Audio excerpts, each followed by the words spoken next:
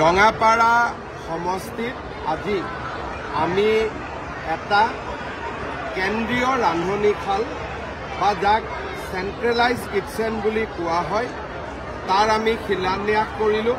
সাংসদ ৰঞ্জিত দত্ত, বিধায়ক কৃষ্ণ কমল তাঁতী, গণেশ লিম্বু সকলোৱে আমি এই অনুষ্ঠানত যোগ দিলোঁ। এই কিটচেনটোৰ পৰা শোণিতপুৰ জিলাৰ বৰচালা, ৰঙাপাৰা, তেজপুৰ, নদুৱাৰ এই সমষ্টিৰ 30,000 শিশুক আমি মধ্যাহ্ন আহাৰ যোগান ধৰিব পাৰিম। এই আঁচনিটোৰ জৰিয়তে চৰকাৰে দিয়া পুঁজিতকৈ আৰু 40% যোগ দি আমি পুষ্টিকৰ খাদ্য যোগান ধৰোঁ। মই ভাবোঁ এই আঁচনিৰ দ্বাৰা আমাৰ গাঁৱৰ আৰু বাগিচাৰ দুখীয়া পৰিয়াল, মধ্যবিত্ত পৰিয়ালৰ ল'ৰা ছোৱালীসকলে পুষ্টিকৰ খাদ্য খাব পাৰিব, শিক্ষাৰ প্ৰতি ধাউতি বাঢ়িব, আমাৰ শোণিতপুৰ জিলাৰ শিক্ষাৰ পৰিৱেশ যথেষ্ট উন্নত হ'ব। মই সকলোকে ধন্যবাদ জনাইছোঁ। চৰকাৰে এই আঁচনিটোৰ বাবে 25 কোটি টকা ব্যয় কৰিব।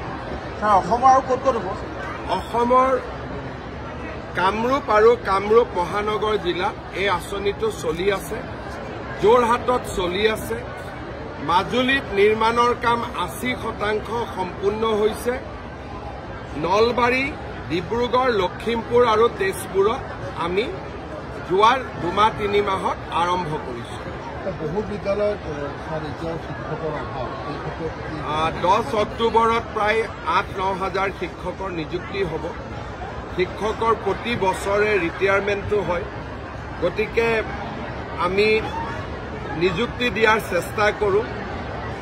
কেতিয়াবা হাইকোৰ্টত কেছ আদিও থাকে। তাৰ মাজতে মই ভাবোঁ যে পৰিৱেশ আগতকৈ ভাল আৰু ভাল কৰিব লাগিব।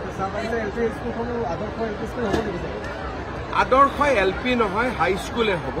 LP আদৰ্শ কৰাৰ কথা আমি চিন্তা কৰা নাই, কিন্তু হাইস্কুলবিলাক আমি হায়াৰ ছেকেণ্ডাৰী কৰিম।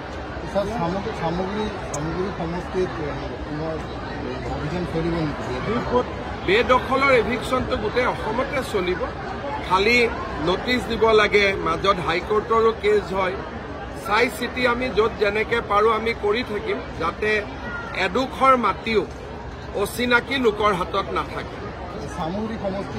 মই বিশেষ এটা সমষ্টিৰ নাম ল'ব খোজা নাই, তেওঁলোক আকৌ ৰাতিয়ে গৈ হাইকোৰ্ট পাবগৈ। গতিকে আমিনো শত্ৰুপক্ষক খবৰবিলাক আগতীয়াকৈ কিয় দিওঁ?